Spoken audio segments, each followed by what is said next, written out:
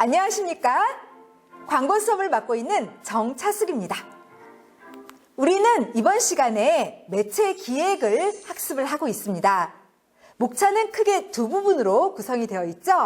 하나는 매체 기획의 정의, 그리고 다른 하나는 매체 기획의 과정입니다.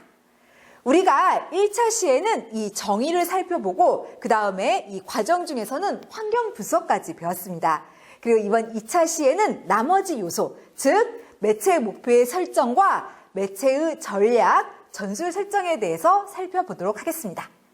그럼 이런 매체 목표의 설정부터 이제 하나하나 살펴보도록 하겠습니다. 우선 이 매체 목표가 무엇인지 그 정의부터 말씀을 드리겠습니다. 매체 목표라는 것은 광고 캠페인 기간 동안에 이 광고를 매체를 통해서 이렇게 집행을 함으로써 얻고자 하는 바, 이를 말을 합니다. 예를 들어서 도달률 50%를 달성하겠다, 빈도 4회를 달성하겠다, 이런 게 바로 매체 목표가 되겠습니다. 그러니까 다시 말해서 이 매체 목표라는 것은 광고를 매체를 통해서 얼마나 소비자한테 노출시킬 것인가, 이에 대한 계획이라고 생각을 하시면 되겠습니다. 그리고 일단 매체 목표를 설정하면 이 목표를 달성하는 식으로 매체의 전략도 짜고 여러 가지 전술도 설정을 하게 됩니다. 그렇기 때문에 이 매체 목표는 이 매체를 집행하는 하나의 가이드라인이자 방향이 되어주게 됩니다. 그 다음 이러한 매체 목표의 요소와 설정에 대해서 말씀을 드리면 미디어 플레이어들은 다음 요소들을 고려해서 이 매체 목표를 설정을 해야 됩니다. 즉 매체 목표의 요소에는 이제 이러한 요소들이 있습니다. 표적 청중, 그리고 이제 광고 캠페인 기간 및 지속 기간, 그러니까 언제 얼마나 오래 할 건지, 그리고 도달률, 빈도, 유효 빈도, 유효 도달률, GRP, 이런 것들이 매체 목표의 요소가 됩니다. 그래서 미디어 플레이어들은 물론 이걸 다 이제 활용할 필요는 없어요. 이 중에서 일부 요소들을 이제 고려를 해가지고 그걸 이용해서 매체 목표를 설정을 하게 됩니다. 이러한 매체 목표는 진술문의 형태로, 그러니까 문장으로 작성을 하게 됩니다. 그러니까 예를 들면 이렇게 작성을 하게 되는 것이죠. 보시면 여러 매체 목표 요소들이 나와 있어요. 그래서 표적 청중 이런 게 들어가면 좋은데 여기 나와 있죠. 잠재 소비자를 대상으로 한다라고요. 그리고 또 광고 캠페인 기간 이런 것들을 이제 적어주면 좋은데 보시면 여기 나와 있어요. 광고 캠페인 초기 1분기 내에 이렇게 돼 있죠. 그리고 매체 목표의 요소 가운데 도달률, 빈도 이런 게 있는데 보시면 이걸 이제 이용을 해서 작성을 했습니다. 그래서 도달률, 그러니까 표적 청중 중에서 최소 70%한테 메시지를 도달시킬 거다 이렇게 나와 있고요. 빈도도 있죠. 보시면 광고 메시지를 최소한 평균 4번 이상 노출시킨다 이렇게 돼 있습니다. 그러니까 도달률 70%, 빈도 4회 이거를 이제 이렇게 표현을 한 거죠. 그래서 미디어 플래너들은 여기 나와 있는 여러 매체 목표 요소 이런 것들을 고려해서 이렇게 진술문의 형태로 매체 목표를 설정을 하게 됩니다. 자, 그러면 이러한 매체 목표의 요소들에 대해서 자세하게 학습을 하겠습니다. 자, 먼저 표적 청중입니다. 미디어 플래너들은 우리의 표적 청중이 누구인지 이것을 이제 정의하고 묘사하고 이것을 이제 매체 목표로 작성을 해줘야 됩니다. 이 표적 청중을 제대로 잘 정의를 하고 이렇게 묘사를 하게 되면 우리 광고를 효과적으로 잘 전달해 줄 수 있는 매체나 비이클을 파악할 수 있게 되고요. 반면에 우리 광고를 잘 전달해 주지 못하는 매체가 뭐고 비이클이 뭔지를 알 수가 있게 됩니다. 그리고 우리 제품을 절대로 살 것 같지 않은 그런 소비자들한테 이 매체를 통해서 광고를 전달하는 것, 이런 것들을 막을 수가 있게 됩니다. 예를 들어서 표적 청중을 파악했는데 어린이들이에요. 그러면 어떤 매체는 광고를 잘 전달하지 못할까요? 그러니까 아이들한테 광고를 잘 노출시키기에 적합하지 못한 매체, 뭐가 있을까요? 보통 신문은 적합한 매체가 아닙니다. 아이들이 신문을 자세히 잘 읽지는 않죠. 근데 반면에 모바일이나 인터넷 이런 것들은 이제 광고를 잘 전달할 수 있는 매체입니다. 그래서 이렇게 표적 청중을 이렇게 잘 정의를 하고 묘사를 하면 어떤 매체를 선택을 해야 되는지를 알 수가 있어요. 그래서 미디어 플래너들은 표적 청중, 이들을 정의하고 묘사하고 그리고 매체 목표 설정할 때 넣어주는 게 필요합니다. 그 다음 두 번째, 매체의 목표의 또 다른 요소로 광고를 매체를 통해서 언제 할지 그리고 얼마나 오래 할지를 정해줘야 됩니다. 그러니까 다시 말해서 광고 캠페인 기간, 그리고 지속 기간 이런 것들을 정해주는 거죠. 그런데 광고를 매체를 통해서 언제 할 건지, 그리고 얼마나 오래 할 건지 이것은 매체 스케줄링과 관련된 개념입니다. 그리고 이러한 매체 스케줄링의 종류에는 보통 이제 지속형, 집중형, 비월형, 맥동형 이런 종류들이 있습니다. 그리고 이 요소들은요, 오늘 수업 후반부에 제가 자세하게 설명을 하도록 하겠습니다. 아무튼 매체 목표를 세울 때는 이번에 광고를 매체를 통해서 언제 할 건지, 얼마나 오랜 기간 지속할 건지 이에 대해서 계획을 세워주시는 게 좋습니다. 그 다음 세 번째, 이 매체의 목표의 또 다른 요소로는 도달률과 빈도가 있습니다. 그래서 미디어 플래너들은 이 도달률, 빈도 이런 것들을 이제 설정을 해서 매체 목표 이 진술물 안에 넣어주셔야 됩니다. 먼저 도달률, 이게 무엇인가 하면요. 자, 여기 정의 한번 큰 목소리로 같이 읽어보도록 하겠습니다. 자, 도달률이란 일정 광고 캠페인 기간 동안 집행된 매체 스케줄에 최소한 한 번 이상 노출된 사람들의 백분율. 네. 그러니까 이 도달률이라는 것은 이제 우리 광고가 실린 매체 비이클, 이걸 적어도 한 번 이상 본 사람들, 그걸 이제 비율로 표현한 것을 도달률 이렇게 얘기를 합니다. 그러니까 우리 광고를 이렇게 한 번 이상 본 사람들이에요. 보통 이 도달률을 계산할 때는 중복 노출한 사람들은 이제 제외를 하면서 계산을 하게 됩니다. 그러니까 예를 들어서 우리 광고를 사람들이 TV에서도 보고 신문에서도 보고 잡지에서도 봤어요. 그러면 이걸 3으로 계산을 하는 게 아니라 1로 계산한다는 그런 의미입니다. 어차피 사람은 한 명이죠. 그래서 중복 노출은 뺀다. 이거 이제 기억을 해주시고, 그 다음에 도달률은 최대치가 100을 넘지를 않습니다. 만약에 도달률 100%다. 이건 뭐냐면 우리의 표적청 중에 단 한 명도 안 빼놓고 모두 다 봤을 때 그걸 도달률 100% 이렇게 얘기를 합니다. 예를 들어서 우리 광고주가 이번에 20대 여성을 타겟으로 선정을 했어요. 그러면 도달률 100%라는 말은 대한민국에 있는 20대 여성 전체가 단 한 명도 안 빼고 다 봤을 때 그걸 도달률 100%라고 얘기를 합니다. 그렇기 때문에 이 매체 목표를 설정할 때 뭐 도달률 200%를 달성하겠다, 뭐 도달률 800%를 달성하겠다 이렇게 하면 안 된다는 거죠. 왜냐하면 도달률은 100%를 넘지 않기 때문에 그렇습니다. 다음 빈도에 대해서 말씀을 드리겠습니다. 역시 마찬가지로 우리 이 정의를 큰 목소리로 읽어보도록 하겠습니다. 자, 빈도란 일정 광고 캠페인 기간 동안 광고 집행안에 노출된 표적청 중에 평균 노출 횟수.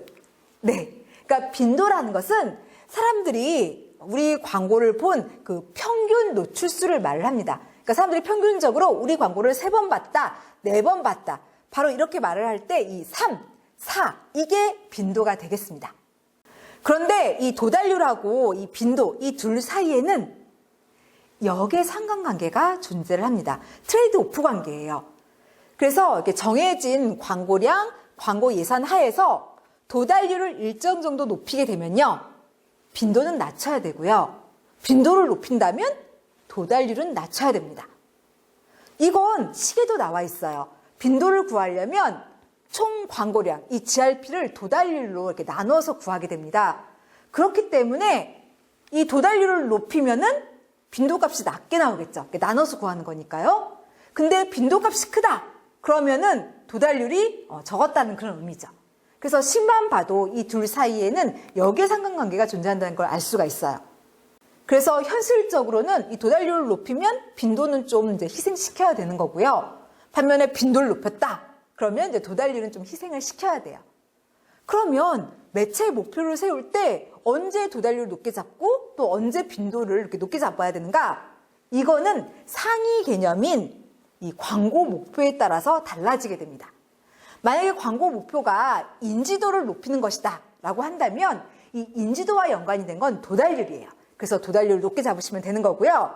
반면에 광고 목표가 뭐 호감도 제고 또는 구매 의도 제고 이런 거라면요, 이것과 연관된 개념은 빈도입니다. 그래서 이때는 빈도를 높게 잡으시면 되는 것이죠. 자, 여기서 사례 하나를 들도록 하겠습니다. 지금 도달률, 빈도 이런 것들을 이제 확정을 해서 매체 목표 이 진술물 안에 넣어주라고 얘기를 했습니다. 근데 이게 무슨 개념인지 잘 이해가 안 되실 수 있겠다라는 생각이 들어가지고 실제 이 매체 기획서, 매체 목표 설정 부분을 제가 캡처해서 제시를 하도록 하겠습니다. 자, 여러분 여기 한번 봐주세요. 이거는 한 인터넷 포털 업체의 이 매체 기획서에서 발췌한 자료입니다. 보시면 도달률, 빈도 이런 걸 이제 활용해서 매체 목표를 설정했다는 걸 알 수가 있습니다. 보시면 이렇게 나와 있어요. 첫 2개월간 최소 80%의 도달과 8회 이상의 반복을 통해 초기 인지를 확보한다. 이렇게 되어 있습니다. 이건 도달률 80%, 빈도 8회를 설정을 한 거죠. 그러니까 이런 식으로 도달률, 빈도 이런 걸 확정한 다음에 이렇게 진술문의 형태로 작성을 해주시면 되겠습니다. 자, 네 번째 또 다른 매체 목표의 요소인 유효 빈도, 유효 도달률에 대해서 말씀을 드리겠습니다. 미디어 플레이어들 가운데는요, 바로 이 유효 빈도와 유효 도달률, 이것을 이제 매체 목표로 설정하는 분들이 있습니다. 이건 뭐냐면, 우선 유효 빈도, 이 정의를 같이 한번 읽어보겠습니다. 자, 유효 빈도란 광고 캠페인 기간 동안 특정 커뮤니케이션 효과를 발생시키기 위해 필요한 횟수. 네. 여기서 이 커뮤니케이션 효과라는 것은 사람들이 이제 광고를 보고 이해하고 기억하고 긍정적인 태도, 호감 이런 것들을 형성을 하고 구매 의도 이런 걸 이제 갖는 것을 말을 합니다. 바로 이렇게 실질적인 효과가 나타나게 하는 빈도를 얘기를 하는 것이죠. 예를 들어서 보통 사람들이 광고를 이렇게 한 번 보면은 이런 커뮤니케이션 효과가 잘 나타나지 않습니다. 여러분도 그러지 않나요? TV 같은 데서 광고 한 번 딱 봤다고 해서 막 제품 특성도 바로 기억하고 브랜드 이런 거 다 기억하고 이렇게 하지 않으시죠? 하지만 여러분들 적어도 한 3번, 4번 이렇게 보면요. 이제 브랜드도 기억하고요. 제품의 특성, 장점 이런 것도 파악을 하게 됩니다. 그래서 이렇게 3회, 4회 이런 것들은 유효 빈도가 되어주죠. 바로 이걸 얘기를 하는 겁니다. 그러니까 사람들이 실제로 이제는 효과가 나타나게 만드는 그 횟수, 이거를 유효 빈도 이렇게 이야기를 합니다. 자, 다음으로 이제 유효 도달률을 살펴보도록 하겠습니다. 우리 다 같이 한번 이 정의를 크게 읽어보도록 하겠습니다. 읽으실 때 의미도 곰곰 생각해 주시기 바랍니다. 자, 유효 도달률이란 광고 캠페인에 사용된 매체 비이클에 효과적으로 노출된 사람들의 백분율. 자, 여기서 이 효과적이란 말은요, 커뮤니케이션 효과를 일컫습니다. 그러니까 이 개념은 단순히 우리 광고를 본 사람들의 비율, 이걸 얘기를 하는 게 아니고요. 광고를 보고 이해를 하고 파악을 하고 기억을 하고 구매 의도를 갖고 이런 식으로 커뮤니케이션 효과가 나타나는 사람들, 이들을 이제 비율로 표현한 거, 이게 유효 도달률이 되겠습니다. 그러니까 정리하면 이제 실질적으로 광고 보고 효과가 나타나는 사람들, 그걸 이제 비율로 표현한 게 유효 도달률이 되겠습니다. 단국대 박현수 교수는 이 유효 도달률을 이렇게 정의를 하기도 했습니다. 우리 다 같이 한번 이 정의를 같이 읽어보도록 하겠습니다. 자, 유효 도달률이란 유효 빈도 이상 매체 비이클에 노출된 표적 청중의 비율. 네. 그러니까 유효 빈도, 그러니까 효과가 나타나는 그 숫자죠. 그러니까 3회, 4회, 이것 이상 우리 광고를 본 사람들의 비율을 말을 하는 겁니다. 그래서 우리가 이 정의를 보면 이제 알 수가 있는 게 유효 도달률을 구하려면요. 먼저 이 유효 빈도, 이 유효 빈도를 3회로 할지 4회로 할지 이 유효 빈도를 결정하는 거, 이게 전제가 돼야 돼요. 그러니까 유효 빈도를 이렇게 제대로 잡지를 못하면 유효 도달률도 구할 수가 없게 되는 것이죠. 사례를 한번 들어보도록 하겠습니다. 여러분들 여기 한번 봐주세요. 한 광고주가 이제 광고를 집행을 하고 나서 사람들이 우리 광고를 얼마나 봤나, 이걸 이제 조사를 해서 이렇게 노출 분포로 만들었습니다. 그러니까 한 달 동안 광고를 집행을 했는데 우리 광고를 한 번도 안 본 사람이 무려 20%나 됩니다. 그리고 한 번 본 사람, 그리고 2번 본 사람은 각각 이제 30%가 되고요. 그리고 3번이나 본 사람은 20%, 그리고 4번 본 사람은 아쉽게도 없었습니다. 만약에 미디어 플래너가 유효 빈도를 2로 잡았어요. 적어도 2번 이상은 봐야 사람들이 브랜드도 기억을 하고 제품의 특성 이런 것도 이해하고 파악을 할 거다. 그래서 유효 빈도를 2로 잡았습니다. 그러면 유효 도달률은 얼마일까요? 한번 계산해 보세요. 유효 도달률은 얼마죠? 아까 전에 정의에서 이 유효 도달률은 유효 빈도 이상 우리 광고가 실린 매체의 비클에 노출된 사람들을 그 비율을 다 합산한 거라고 얘기를 했어요. 그러면 여러분들이 어렵지 않게 구할 수 있을 겁니다. 얼마죠? 답은? 그렇죠. 50%죠? 지금 두 번 본 사람이 30%라고 했어요. 그래서 이거 더하고 그 다음 세 번 본 사람이 20%, 그래서 이거 다 더하면 50%가 되죠. 이 50%가 의미하는 바는 한 달 동안 광고를 이렇게 집행을 하고 나서 사람들이 우리 광고를 보고 뭐 이해를 하고 브랜드를 기억하고 제품 특성 이런 걸 파악하고 이런 식으로 효과가 나타나는 사람들의 비율이 50%다. 이런 의미인 것입니다. 매체의 목표를 설정할 때 이렇게 유효 빈도, 유효 도달률 이것을 이제 설정을 해서 그 진술문 안에 넣어주게 되는데 이 유효 도달률은 먼저 유효 빈도를 몇으로 잡느냐에 따라서 달라지게 됩니다. 보통 업계에서는 3회 또는 3회에서 10회 사이에서 이 유효 빈도를 설정을 합니다. 보통 이때 이제 다음과 같은 요소들, 즉 마케팅 요인, 광고 메시지 요인, 매체 요인 이런 여러 요소들을 이제 고려해서 설정을 하게 되죠. 마케팅 요인에는 시장 점유율이라던가 또는 브랜드 충성도, 재구매 주기 이런 요소들이 들어가고요. 그리고 광고 메시지 요인에는 광고가 얼마나 크리에이티브한가, 광고가 얼마나 복잡한가 이제 이런 요소들이 들어가고 매체 요인에는 뭐 클러터 이런 것들이 들어가게 됩니다.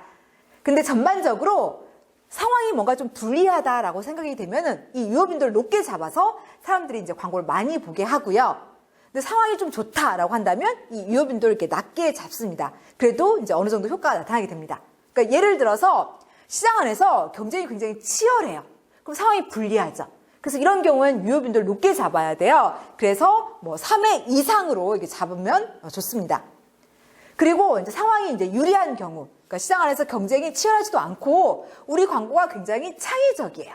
그러면 이렇게 이제 좋은 상황이면 유효 빈도를 낮게 잡아도 괜찮습니다. 그래서 유효 빈도를 뭐 1 또는 2회 이렇게 낮게 잡아도 그러니까 사람들이 광고를 적게 봐도 효과가 나타나게 됩니다. 자, 그 다음 이런 매체 목표의 또 다른 요소로는 GRP가 있습니다. GRP, 이것은 그로스 레이팅 포인트에서 이 앞머리 끝자를 딴 겁니다. 그래서 GRP 또는 GRP스 이렇게 부릅니다. 이 GRP는 광고의 총 노출량, 이것을 비율로 표현을 한 겁니다. 그러니까 이 GRP라는 것은 이제 우리 광고가 실린 매체 비이클, 여기에 노출된 사람들의 비율을 모두 다 합한 값을 얘기를 합니다. 이 GRP는 도달률하고 다르게 반복적으로 광고를 본 거, 그러니까 중복 노출도 다 포함을 합니다. 예를 들어서 우리 광고주의 광고를 뭐 TV에서도 보고 신문에서도 보고 잡지에서도 봤어요. 그러면 3으로 계산을 하는 겁니다. 1로 계산하는 게 아니고요. 만약에 10번을 봤다. 그럼 10으로 계산을 해요. 그렇기 때문에 이 GRP는 수치상으로 100을 넘어갈 수가 있고요. 또 상할 수도 없습니다. 미디어 플레이어들은 이 GRP, 그러니까 얼마만큼의 광고량을 내보낼지 이것을 정해야 됩니다. 사실 광고량이 많으면 좋죠.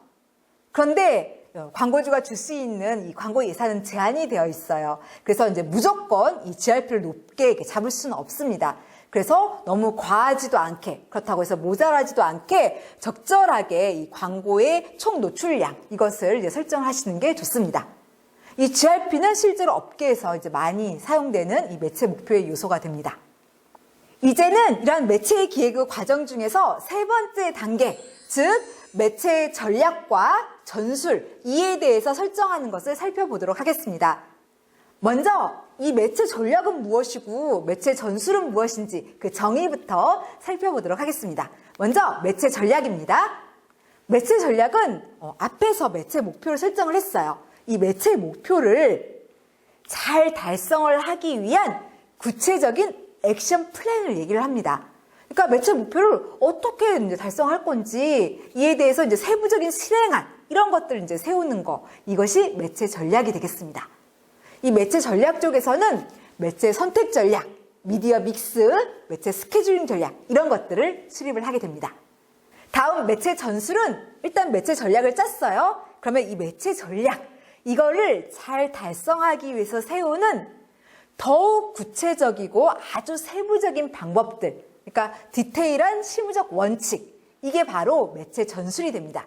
그러니까 예를 들어서 매체 비용, 이건 이제 어떻게 계산을 할 거고, 그리고 매체사에게 이걸 어떻게 지불할 건지, 그리고 이제 매체사에 연락을 해서 매체의 지명과 시간 이런 건 이제 어떻게 살지 이런 방법들, 그리고 각 매체 비클에 광고를 이제 몇 번이나 할 건지 이런 것들을 정하는 거, 이게 바로 매체 전술이 되겠습니다. 그러니까 굉장히 디테일한 부분이죠.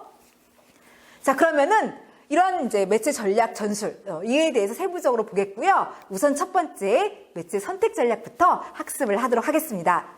자, 여기서는 크게 세 가지, 이 매체 선택 전략이 무엇인지 정의, 그리고 단계, 미디어 믹스 이렇게 나눠서 살펴보도록 하겠습니다.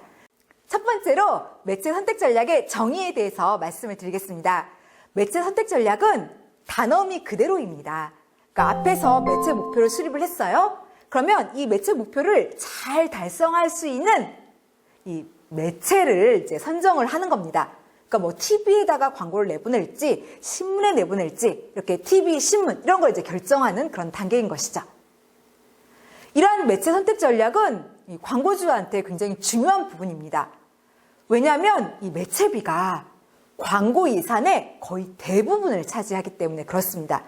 보통은 한 70%에서 80% 이 정도를 차지하고요. 많은 경우에는 90%를 차지하기도 합니다. 워낙 이 매체비가 광고 예산의 거의 대부분을 차지를 하다 보니까 최소한의 비용으로, 그리고 매체 목표를 잘 달성할 수 있는 이 매체를 선택하는 것, 이건 굉장히 중요할 수밖에 없습니다. 이제 두 번째 단계에 대해서 설명을 하겠습니다. 이 매체 선택 전략은요, 보통은 다음에 세 개의 단계를 거쳐서 진행이 됩니다. 첫 번째는 매체 클래스, 그리고 두 번째는 매체 비이클, 그리고 세 번째는 매체 유닛, 이것을 이제 선정을 하게 됩니다. 우선 매체 클래스 선택부터 말씀을 드리면, 매체 클래스, 다른 말로 이제 매체 타입이라고 얘기를 하는데, 이것은 매체를 이제 가장 크게 분류했을 때, 이때 사용되는 용어로 매체의 종류를 얘기를 합니다. 그러니까 뭐 TV, 라디오, 신문 이런 게 바로 매체 클래스인 거죠. 그래서 1단계로 TV에 광고할 건지, 라디오에 광고할 건지, 뭐 신문에 광고할 건지 이런 것을 이제 정해주게 됩니다. 그 다음 두 번째, 비이클을 선택을 하게 됩니다. 매체 비이클이라는 것은 이 매체 안에서 이렇게 광고를 이렇게 전달해주는 운반체, 캐리어를 얘기를 합니다. 그래서 뭐 TV나 라디오 이런 경우에는 프로그램을 얘기를 하고요. 신문이나 잡지 이런 경우에는 종류를 얘기를 합니다. 그러니까 이 TV나 라디오의 매체 비이클의 사례로는 이 프로그램을 얘기를 하는 거니까요. 뭐 SBS 8시 뉴스라던가 뭐 별이 빛나는 밤에 이런 걸 사례로 들 수가 있습니다. 반면 신문이나 잡지, 여기에 매체 비이클의 사례로는 종류를 얘기하는 거니까 여기 나와 있는 것처럼 이렇게 경향신문, 바자, 뭐 한겨레 이런 것들이 매체 비이클의 사례가 되겠습니다. 그래서 이제 광고를 할 때 이렇게 뭐 한겨레에 할 건지 경향신문에 할 건지 조선일보에 할 건지 이런 비이클을 두 번째로 정해주는 것입니다. 그 다음 3단계 매체 유닛을 결정을 합니다. 여러분, 유닛의 뜻이 무엇인가요? 유닛. 유닛의 의미는 단위죠. 그래서 이제 단위를 결정을 하는 겁니다. 그러니까 TV나 뭐 라디오, 신문, 잡지 여기다 이제 광고를 게재하는데 이 광고의 뭐 크기라던가 길이라던가 이것이 나가는 지면이라던가 이런 걸 이제 결정을 하는 거죠. 그래서 신문 같은 경우에는 이렇게 4단 광고를 할 건지 5단 광고를 할 건지 아니면 뭐 경제면에 내보낼 건지 스포츠면에 내보낼 건지 이걸 결정을 하는 거고요. TV 같은 경우에는 뭐 15초짜리 광고를 할 건지 20초짜리 광고를 할 건지 이런 것들을 결정하는 것을 얘기를 합니다. 그러니까 정리를 하면 이 미디어 플레이어들은 이 매체 선택 전략에서 1단계로 이제 매체를 이제 가장 먼저 정해줍니다. 그러니까 TV에 광고할 건지, 라디오에 광고할 건지, 이런 걸 정해줘요. 그리고 2단계로는 이제 만약에 TV에다가 한다면 어떤 프로그램에 내보낼 건지, 뭐 SBS 8시 뉴스에 할 건지, 이걸 이제 결정을 해주는 겁니다. 그리고 3단계로는 이 TV 광고의 길이, 그러니까 뭐 15초짜리 광고 할 건지, 20초짜리 광고 할 건지, 이런 것들을 여기서 결정을 해주는 것입니다. 자, 이제 세 번째 미디어 믹스에 대해서 설명을 하겠습니다. 여러분, 믹스의 뜻이 무엇인가요? 믹스. 사전적 뜻이 뭐죠? 믹스는 네, 섞다, 혼합하다죠? 바로 이 말 그대로 이 미디어 믹스는 두 개, 또는 그 이상의 서로 다른 매체를 섞어서 복합적으로 혼합해서 쓰는 것을 이걸 미디어 믹스 이렇게 이야기를 합니다. 보통 광고주들이 뭐 TV 이렇게 하나의 매체에만 광고를 하지는 않죠. 여러 개의 매체, 뭐 TV, 라디오, 신문 이렇게 여러 개의 매체를 활용을 하는데 바로 그것을 미디어 믹스 이렇게 얘기를 합니다. 그 다음에 이런 미디어 믹스를 하는 이유에 대해서 언급을 하겠습니다. 왜 미디어 믹스를 하냐면 첫 번째로는 도달률을 확보를 하기 위해서입니다. 사실 사람마다 이 매체 이용 힌트라던가 매체 습관 이런 건 제각각입니다. 그러니까 어떤 사람들은 모바일을 많이 이용하고 어떤 사람은 TV를 많이 보죠. 이런 상황에서 하나의 매체를 이용하기보다는 여러 개의 매체를 섞어서 이용을 하게 되면 이 광고의 도달률을 높일 수가 있게 됩니다. 예를 들어서 신문 매체 이거 하나만 택해서 광고를 하게 되면 이 신문을 잘 안 보는 20대 이런 젊은 층에게는 광고가 잘 도달을 하지 않게 됩니다. 하지만 신문 외에도 모바일, 인터넷 이렇게 여러 개의 매체를 이용하는 미디어 믹스를 하게 되면 설령 신문에서 못 봤다 하더라도 이제 인터넷이나 모바일에서 우리 광고주의 광고를 볼 수가 있게 되는 거죠. 그래서 이 도달률을 확보를 할 수가 있기 때문에 미디어 믹스를 하게 되는 것입니다. 다음 두 번째, 이 미디어 믹스를 하는 또 다른 이유는 시너지 효과를 극대화하기 위해서 합니다. 여러 매체를 섞어서 이용을 하게 되면 이 매체들은 단점이 있어요. 그런데 한 매체의 단점을 다른 매체가 보완을 해줄 수가 있습니다. 예를 들어서 우리가 지난 시간에 이 신문 매체의 단점을 배웠어요. 근데 이 신문 매체의 단점 중에 시각적인 요소만 이용 가능하다가 있습니다. 그런데 이때 라디오 매체를 섞어서 이용을 하게 되면 청각적인 요소를 활용할 수가 있게 되는 것이죠. 그리고 TV 매체를 이용하면 이제 역동적인 영상까지도 활용을 할 수가 있게 됩니다. 그래서 이렇게 한 매체의 단점을 다른 매체가 보완을 해줄 수가 있어서 미디어 믹스를 하고 또 이외에도 각 매체들은 장점이 있어요. 근데 이걸 섞어서 쓰게 되면은 그 효과가 증폭이 되죠. 그래서 전반적으로 이 시너지 효과를 낼 수가 있기 때문에 미디어 믹스를 하는 것입니다. 자, 여기서 사례 하나를 들도록 하겠습니다. 이 미디어 믹스를 하라고 하는데 이걸 이렇게 말로만 들으면 잘 이해가 안 되실 수가 있어요. 그래서 실제 매체 기획서에 이 미디어 믹스 부분을 발췌를 했습니다. 이것은 LG전자 휘센의 매체 기획서인데 이 미디어 믹스를 이렇게 했습니다. 보시다시피 TV 이것을 주력 미디어로 활용을 하고 그리고 그 외에 인쇄 미디어들 그러니까 신문이나 잡지를 섞어서 이용하겠다 이렇게 계획을 짰습니다. 우선 TV는 이거를 이미지 광고 이것을 이제 하는 그런 매체로서 활용을 하겠다 이렇게 되어 있어요. 그리고 신문, 잡지 이런 인쇄 매체 같은 경우에는 구체적인 제품 정보를 제공하는 그런 매체로 쓸 거고 또 프로모션, 이 촉진 메시지 전달하는데 이 매체를 쓸 거다 이렇게 얘기를 했습니다. 그리고 사실 이 LG전자 휘센은 메인 모델 외에도 여러 서브 모델들이 있어요. 그러니까 액자형 에어컨, 시스템 에어컨 이런 여러 서브 모델들이 있는데 이 인쇄 매체를 이용해서 이러한 서브 모델들을 소비자한테 소개하겠다. 이런 용도로 활용하겠다라고 이야기를 하고 있습니다. 그래서 LG전자 휘센 같은 경우에는 이 미디어 믹스를 우선 TV 매체 이걸 선택을 하고 그다음에 이제 인쇄 매체에서 뭐 신문, 잡지 이런 걸 이제 복합적으로 섞어서 이용하겠다 이렇게 이제 계획을 짰습니다. 바로 이것처럼 나중에 혹시 여러분들께서 매체 기획서를 작성하고 미디어 믹스 이런 것들을 이제 수립을 해야 한다면 이런 식으로 작성을 하시면 되겠습니다. 이제 두 번째 매체 스케줄링 전략에 대해서 학습을 하겠습니다. 여기서는 정의 그리고 결정 이 순서로 이제 배워보도록 하겠습니다. 먼저 정의입니다. 여러분, 스케줄링의 뜻이 무엇인가요? 스케줄링. 스케줄링은 그렇습니다. 일정을 짜다, 계획을 하다 이런 걸 말을 하죠. 그래서 이 사전적인 의미 그대로 매체 스케줄링은 이 매체 집행과 관련된 일정을 짜는 것을 말을 합니다. 그러니까 매체를 통해서 광고를 언제 할 건지 그리고 한다면 얼마나 오랫동안 할 건지 뭐 3개월 할 건지 6개월 할 건지 그리고 그 집행 패턴 이런 건 어떻게 할 건지 이렇게 매체를 통해서 이제 광고를 집행하는 그 일정을 짜는 거 이것을 매체 스케줄링 전략 이렇게 이야기를 합니다.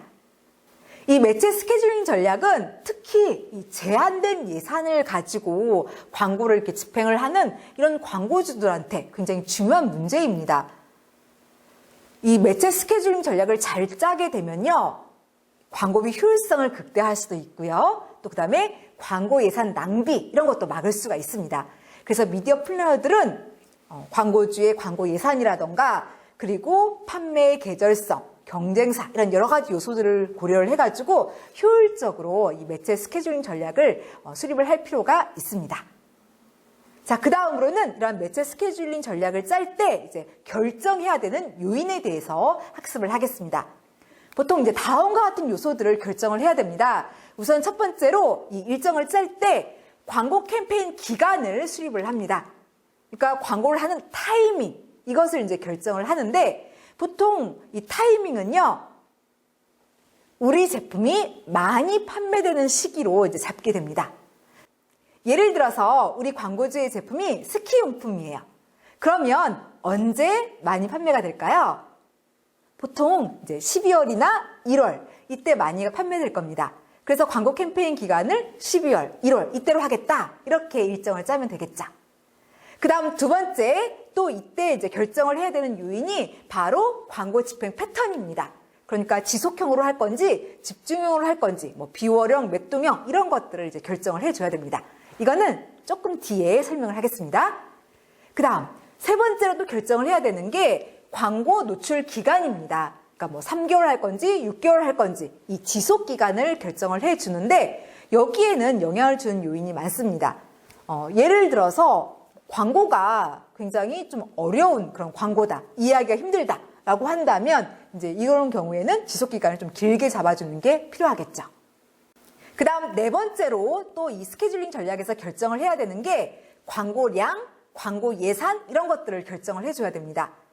광고 캠페인 기간 동안에 이렇게 광고량, 광고 예산을 어떻게 배분할 건지 이런 걸 이제 잡아주게 되는데 예를 들어서 우리 광고주의 제품이 1년 12달 내내 판매되는 제품이에요. 그러면 이제 이 12개월 내내 광고를 집행할 수 있도록 광고량과 광고 예산을 쭉 배분을 해줘야 되는 것이죠. 그 다음 또 이제 결정을 해야 되는 게 광고 집행 간격, 인터벌을 결정을 해줘야 됩니다. 그러니까 광고 집행 간격을 이제 어떻게 가져갈 건지 이걸 이제 설정을 해줘야 되는데 예를 들어서 우리 광고주의 제품이 맥주예요. 그러니까 저관여 제품이고 재구매 주기도 굉장히 짧습니다. 이런 경우에는 이 인터벌, 이 광고 집행 간격을 짧게 가져가야 됩니다. 그래서 광고를 자꾸 해가지고 사람들 머릿속에 이제 우리 광고주의 브랜드가 있게 해야 돼요. 그래서 바로 그걸 이제 사 먹을 수 있게 유도를 하는 것이 바람직합니다. 자, 그리고 제가 조금 전에 이 광고 집행 패턴을 이야기를 했어요. 그래서 이제는 이에 대해서 이제 자세하게 설명을 하도록 하겠습니다. 그러니까 다시 말해서 매체 스케줄링의 종류에 대해서 말씀을 드리겠습니다. 이 매체 스케줄링의 종류는 굉장히 다양한데 그래도 이제 그 중에서 가장 대표적인 걸 꼽으라고 한다면 여기 나와 있는 지속형, 집중형, 비월형, 맥동형을 들 수가 있습니다. 이 종류들은 이 광고 집행 기간 동안의 물량을 중심으로 해가지고 구분한 종류입니다. 먼저 이 지속형에 대해서 말씀을 드리겠습니다. 지속형, 이건 다른 말로 연속형 이렇게 부르기도 합니다. 이것은 광고 캠페인 기간 동안에 일정한 비율의 광고량, 광고 예산을 지속적으로 쭉 계속 집행하는 그런 패턴을 이야기를 합니다. 그러니까 지속적으로 광고를 집행한다고 해서 그 이름을 따서 지속형 이렇게 부르는 것이죠. 그림으로 그려보면 다음과 같습니다. 보시다시피 이렇게 광고 캠페인 그 기간 동안에 일정한 비율의 광고량, 이것을 이렇게 꾸준히 계속 집행하는 이런 패턴, 이것이 바로 지속형이 되겠습니다. 만약에 우리 광고주의 제품이 1년 내내 꾸준히 판매되는 제품이에요. 그러면 바로 이런 지속형 매체 스케줄링 전략을 채택을 해서 계속 광고를 하는 것이 바람직합니다. 이제는 이러한 지속형 전략의 장점, 단점, 그리고 이용 이렇게 세 가지를 학습을 하겠습니다. 먼저 장점입니다. 이 지속형 전략은 이 광고 캠페인 기간 동안에 꾸준히 계속 광고를 하는 겁니다. 그러니까 우리 표적 청중들한테 이 광고 메시지를 계속 전달할 수 있다는 이점이 있습니다. 그리고 광고의 지속성을 꾀할 수가 있고요. 그리고 이외에도 사람들이 우리 제품, 우리 브랜드 이런 것들을 계속 기억을 할 수 있게 만들 수가 있어요. 지속적으로 계속 광고를 하니까 사람들이 아무래도 이제 잘 기억할 수밖에 없는 것이죠. 그다음 또 다른 장점으로는 이 광고가 나갈 매체의 시간이라던가 지면 이런 것들을 확보하는 게 다른 유형에 비해서 상대적으로 유리하다는 그런 장점이 있습니다. 그러니까 꾸준히 계속 광고를 하니까 매체사에서 할인도 해주고요. 여러 가지 혜택도 제공을 해줍니다. 그래서 상대적으로 이렇게 매체의 지면, 시간 이런 걸 이제 확보하는 게 유리한 그런 이점이 있습니다. 그 다음에 또 다른 장점으로는 경쟁사의 공격에 맞대응하기가 굉장히 유리한 편입니다. 광고를 안 하고 있었으면 대응하는 게 쉽지가 않아요. 일단 광고가 나갈 시간, 지면 이런 것도 이제 매체사에 연락해서 사놔야 되고 또 광고를 창작을 해야 되고 그리고 이제 심의 넣고요. 만약 심의 통과하지 못하면 다시 광고를 제작해서 또 심의를 넣어야 되고 그러다 보면 이미 시간이 다 지나가 버려요. 그래서 경쟁사의 공격에 바로 신속하게 맞대응하기가 어렵습니다. 광고를 안 하고 있었으면. 하지만 이 지속형은 광고를 계속 하고 있었으니까요. 만약에 공격했다. 그러면 우리 광고를 내리고 빨리 다른 맞대응하는 공격으로 이렇게 교체를 해서 대응을 할 수가 있어요. 그래서 이 지속형은 경쟁사의 공격에 맞대응하기가 굉장히 유리하다는 그런 이점이 있습니다.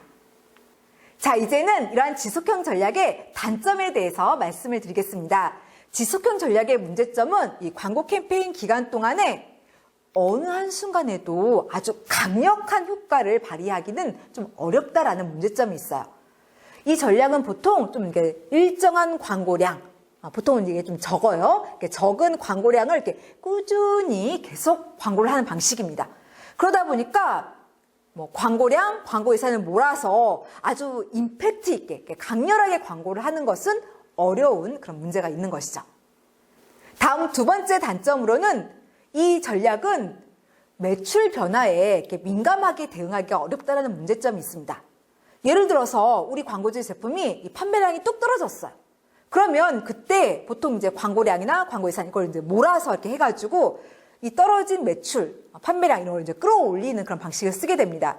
하지만 이 지속형 전략은 우리의 광고량이나 광고 예산을 다른 시기에 다 이렇게 분산을 시켜놨어요. 그래서 이게 좀 떨어졌다고 해서 그때 이제 몰아서 광고를 한다거나 이렇게 할 수가 없습니다. 그래서 매출 변화에 민감하게 대응하지 못한다. 이게 이제 문제점이 되게 됩니다. 다음 세 번째 단점으로는 웨어아웃 문제가 발생한다는 것을 들 수가 있습니다. 웨어아웃이라는 것은 특정 광고에 이렇게 과다하게 노출이 되면서 발생하는 광고 효과의 감퇴 현상을 이야기를 합니다. 여러분들 이거 아마 경험을 해보셨을 거예요. 예를 들어서 TV 같은 데서 어떤 광고를 이렇게 너무나 과다하게 이렇게 반복적으로 보게 되면요. 나중에는 저거 예전에 본 거다 이러면서 더 이상 관심을 기울이지 않거나 아니면 이렇게 자꾸 보다 보면은 뭐 짜증, 실증 이런 걸 느끼셨을 거예요. 그게 바로 웨어아웃입니다.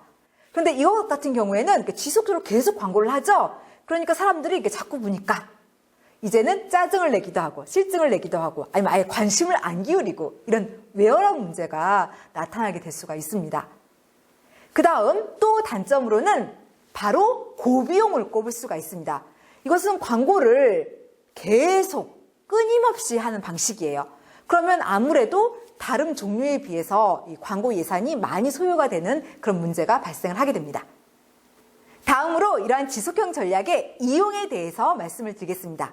언제 이 지속형 전략을 사용을 하게 되냐면 보통은 이제 광고 예산이 많을 때 활용을 합니다. 이게 이제 워낙 고비용이다 보니까 이제 이런 상황에서 이용을 하게 되고요.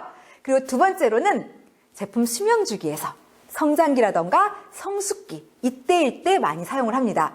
보통 이제 특히 이제 성숙기 그래서 회상만 하게 해줘도 사람들이 물건을 구입하고 이렇게 매출이 어느 정도 나온다 이렇게 여겨지면 그때 이 지속형 전략을 채택을 하게 됩니다. 자, 여기서 광고 사례 하나를 들어보도록 하겠습니다. 바로 명인제약의 이가탄 광고입니다. 여러분들 이가탄 하면요 머릿속으로 어떤 카피가 떠오르시나요? 아니면 이가탄의 특성, 이런 제품 특성이 뭐가 떠오르시나요? 이 명인제약 이가탄은 이 지속형 전략을 채택해서 보통 이게 꾸준히 광고를 하고 있습니다. 여러분들 광고를 보시면서 제품의 특성은 뭐고 카피는 뭔지 한번 유심히 생각하면서 봐주시길 바랍니다. 자, 광고 한번 보겠습니다. 할아버지 할머니 잇몸 튼튼해 엄마 아빠 삼촌 이모 이가 탄탄해 이가 탄 잇몸 튼튼 이가 탄탄 잇몸을 건강하게 이가 탄. 네, 우리가 이가탄 하면 이것은 잇몸과 관련된 제품이다. 이런 제품 특성이 떠오를 겁니다. 그리고 또 이제 카피, 잇몸 튼튼 이가탄탄 이런 카피가 떠오를 겁니다.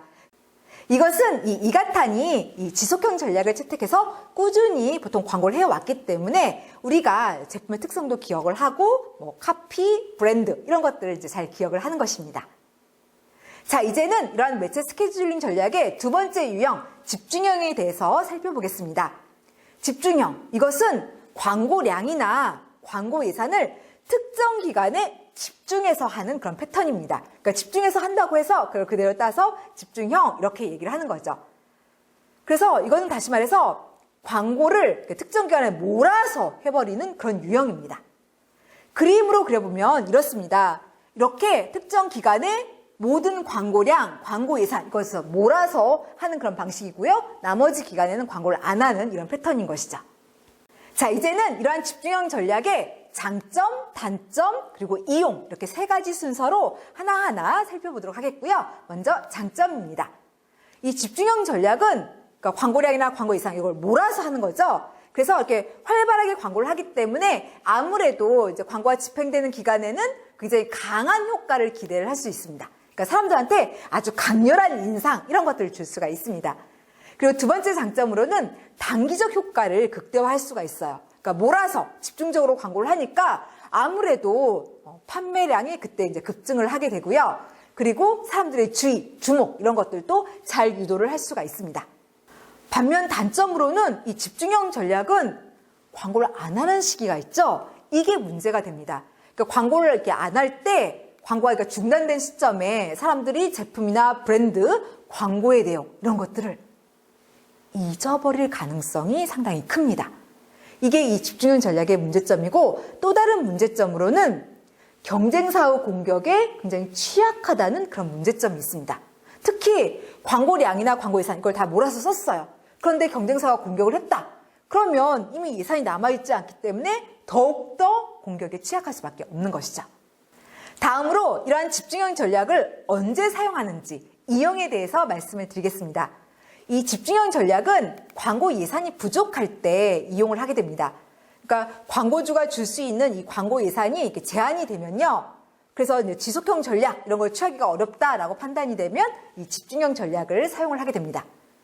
그리고 두 번째로는 판매가 계절성을 띌 때 이 전략을 사용을 하게 됩니다. 예를 들어서 우리 제품이 수영복이에요. 그러면 보통 7월이나 8월 이때 많이 판매가 될 겁니다. 그러면 그때 이 집중형 전략을 취해서 그때 몰아서 광고를 하는 것이죠. 그리고 세 번째로 언제 또 이것을 이용하냐면 단기적으로 제품 판매가 필요할 때도 집중형 전략을 쓰게 됩니다. 예를 들어서 우리가 이제 시장에서 철수를 하려고 해요. 그러면 광고를 이렇게 몰아서 집중적으로 해서 재고를 다 이렇게 팔고 시장에서 나오게 됩니다. 이런 식으로 단기적으로 물건 판매가 필요할 때 이때 이 집중형 전략을 취하게 되는 것이죠. 다음 네 번째로 이 집중형 전략은 언제 쓰냐면요. 전략적으로 경쟁사를 압도하는 그런 물량을 통해서 충분한 노출 범위 그리고 충분한 노출 빈도 이런 것들을 한꺼번에 잘 선취하고자 할 때 그러니까 전략적으로 그럴 때 이 집중형 전략을 취합니다. 그리고 다섯 번째로는 이 집중형 전략을 제품 수명 주기에서 도입기 때 많이 이용이 됩니다. 도입기는 사람들이 우리 제품, 우리 브랜드를 잘 모르는 때예요. 그래서 이때 몰아서 광고를 해서 사람들이 저런 브랜드도 있었구나 하고 이제 인지를 할 수 있게, 그러니까 인지도를 확보하려고 할 때 이 집중형 전략을 채택을 하게 됩니다. 다음으로는 비용량에 대해서 배워보도록 하겠습니다. 이것은 이제 광고 캠페인 기간 동안에 광고를 전혀 안 하는 휴지기, 그리고 광고를 활발하게 하는 집중기, 이것을 번갈아 가면서, 그러니까 반복해서 하는 그런 패턴을 이야기를 합니다. 그러니까 그림으로 그려보면 이제 이런 모습이에요. 그러니까 광고 캠페인 기간 동안에 광고를 전혀 안 하는 이런 휴지기, 그리고 광고를 활발하게 하는 이런 집행기, 이런 것을 이렇게 번갈아 가면서 하는 거, 이게 바로 비월형이 되겠습니다. 그러니까 이 비월형은요, 광고를 했다가 안 했다가, 했다가 안 했다가, 이렇게 하는 것을 말을 합니다. 자, 그런데 여러분들 여기 그림 좀 자세히 봐주세요. 이게 마치 비행기가 이렇게 하늘로 이렇게 이륙을 해가지고 날아가는 모습 같죠. 그래서 이 비올형을요, 플라이트형 이렇게 부르기도 합니다. 사실 비올이란 말 자체가 위를 넘음, 장애물을 넘음, 남 이런 의미지 않습니까?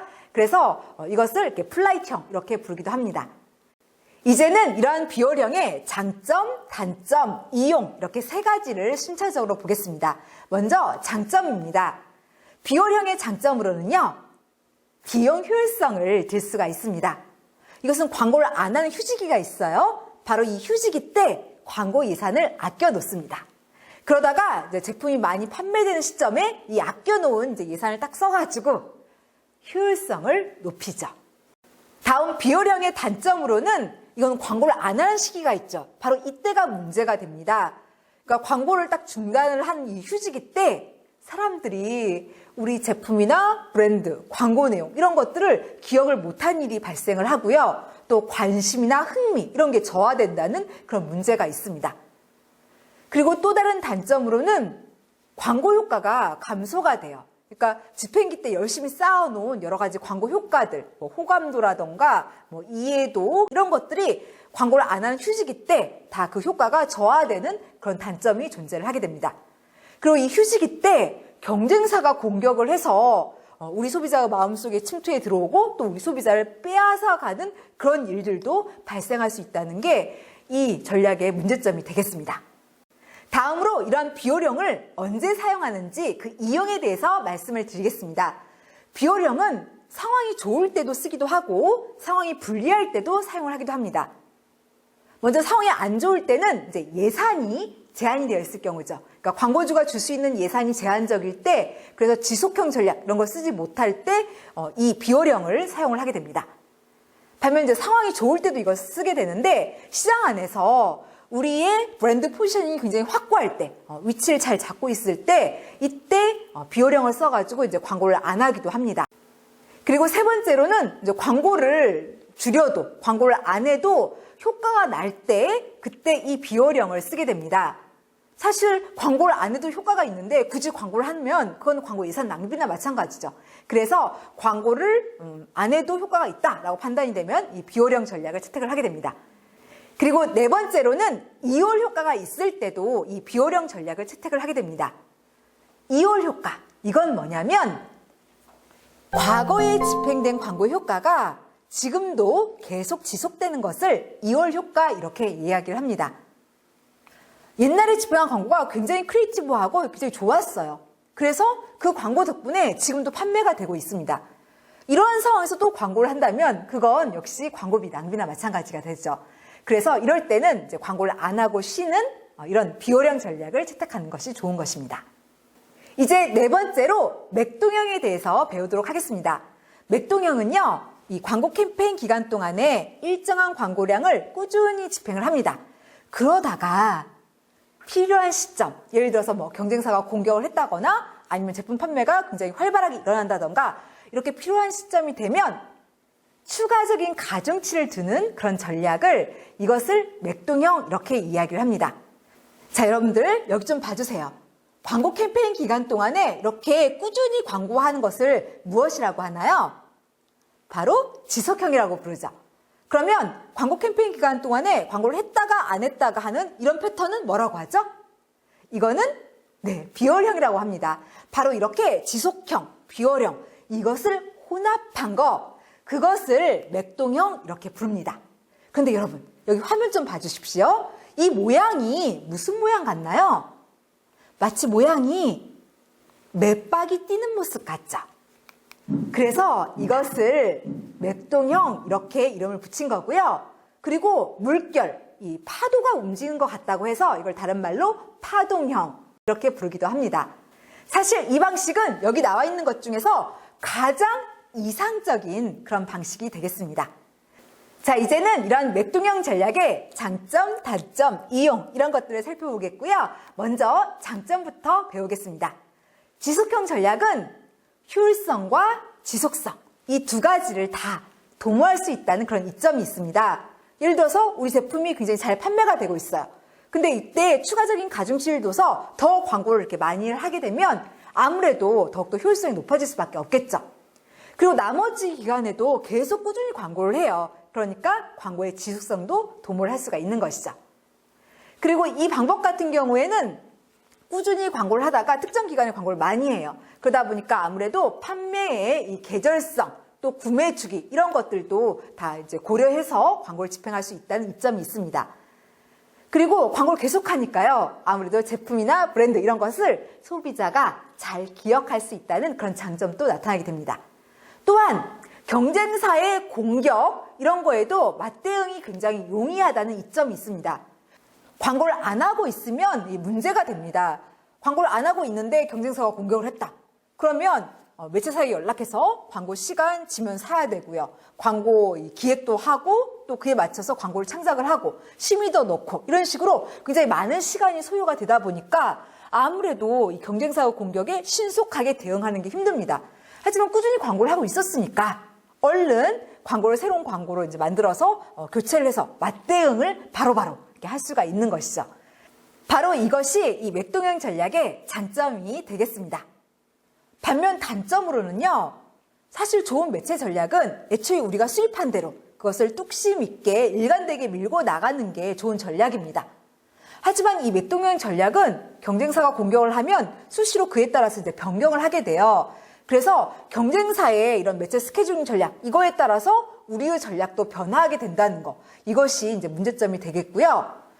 그 다음 두 번째 단점으로는 이제 경쟁사가 공격을 해가지고 추가적으로 이 물량을 늘려야 해서 매체의 시간, 지면 이런 걸 살려고 할 때 우리 광고주가 원하는 대로 신속하게 또 원하는 물량만큼 그리고 진짜 좋은 매체의 지면 시간을 바로바로 확보하는 게 어렵다라는 문제점이 있습니다.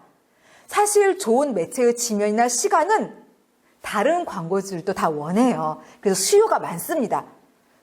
하지만 갑자기 이 좋은 그 매체의 시간과 지면을 막 확보하려고 한다면 이미 이제 인기가 있기 때문에 우리가 원하는 그 매체의 시간, 지면을 바로바로 이걸 살 수가 없다는 그런 문제점이 존재를 합니다. 그리고 또 다른 단점으로는 높은 비용을 들 수가 있어요. 이건 이제 꾸준히 광고를 하되 특정 시점은 더 많이 광고를 하는 거죠. 그러니까 아무래도 비용이 높게 들어간다는 큰 문제가 있습니다. 다음으로 이러한 맥동형을 언제 사용하는지 그 이용에 대해서 말씀을 드리겠습니다. 맥동형은 광고 예산이 굉장히 충분할 때 이것을 많이 이용을 합니다. 고비용이 문제점이다 보니까 아무래도 예산이 많을 때 이 전략을 채택을 하게 됩니다. 그리고 우리 제품 자체가 꾸준히 판매가 되면서 특정 기간에는 좀 광고를 많이 해야 되는 그런 제품이다라고 한다면 이 맥동형 전략을 채택을 하게 됩니다. 자, 여기서 제가 한 광고를 제시를 할 겁니다. 여러분들 이걸 보시면서 여기 나와 있는 여러 이 매체 스케줄링 전략 종류 가운데서 어떤 전략을 채택해서 광고를 집행했을지 한번 판단을 해주시길 바랍니다. 집행 국가는 일본이고요. 광고주는 일본의 우정사업본부가 되겠습니다. 자, 광고 한번 살펴보겠습니다. お前帰らなかったんや。仕事あるしさ。正月ぐらい帰った方がいいんじゃない？あ、来てる。おお。こんなに会ってないのにつながっている。年賀状ってすごい。年明け年賀を書きません。 JP日本郵便 자, 여러분, 지금 광고된 제품은 무엇인가요? 네, 연하장이죠. 이 연하장은 판매가 계절성을 띱니다. 보통 이제 겨울에 많이 판매가 되죠. 그래서 이런 제품 같은 경우에는 뭐 7월, 8월 이때 광고를 해도 팔리질 않아요. 그래서 이런 경우에는 판매가 계절성을 띠니까 어떤 전략을 취하는 게 좋을까요? 바로 네, 집중형입니다. 실제로 이 광고는 2008년 12월 이때 집중해서 광고를 했었습니다. 그래서 사람들이 연하장을 사서 사람들한테 연하장을 보낼 수 있게 그렇게 유도를 했죠. 자, 여기까지 해서 오늘 배운 내용을 요약하는 시간을 갖도록 하겠습니다. 우린 이번 시간에 뭘 배웠죠? 네, 매체 기획을 배웠습니다. 그리고 목차는 이렇게 두 부분으로 구성이 되어 있습니다. 하나는 매체 기획의 정의, 그리고 다른 하나는 매체 기획의 과정입니다. 이 매체 기획이라는 것은 이 광고물을 소비자한테 잘 효율적으로 전달하기 위해서 매체의 지면, 시간 이런 것들을 구성하는 의사결정 과정으로 보통 매체 목표를 설정을 하고요.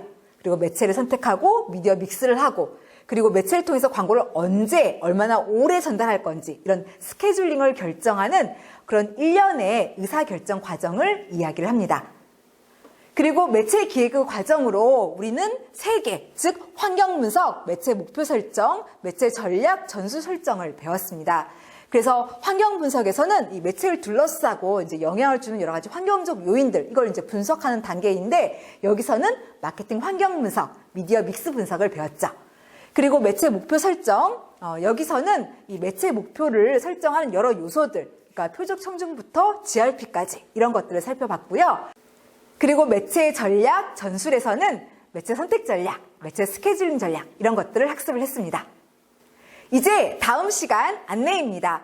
우리가 다음에는 이 광고와 소비자에 대해서 2주에 걸쳐서 배울 텐데요. 우선 이 광고와 소비자 첫 번째 시간에는 효과의 위계 모형과 그리고 이 소비자와 관련해서 지각, 학습을 배우겠습니다. 지각에서는 선택적 지각, 지각적 조직화를 그리고 학습에서는 행동적 학습 이론, 그리고 인지적 학습 이론을 배워보도록 하겠습니다. 오늘 우리는 미디어 플래닝을 배웠습니다. 이 내용들이 훗날 이제 광고인이 되는 친구들에게 부디 작은 도움이라도 되기를 진심으로 바라겠습니다. 자, 여기까지 해서 오늘 수업을 종료하겠고요. 끝까지 잘 들어주셔서 정말로 감사합니다.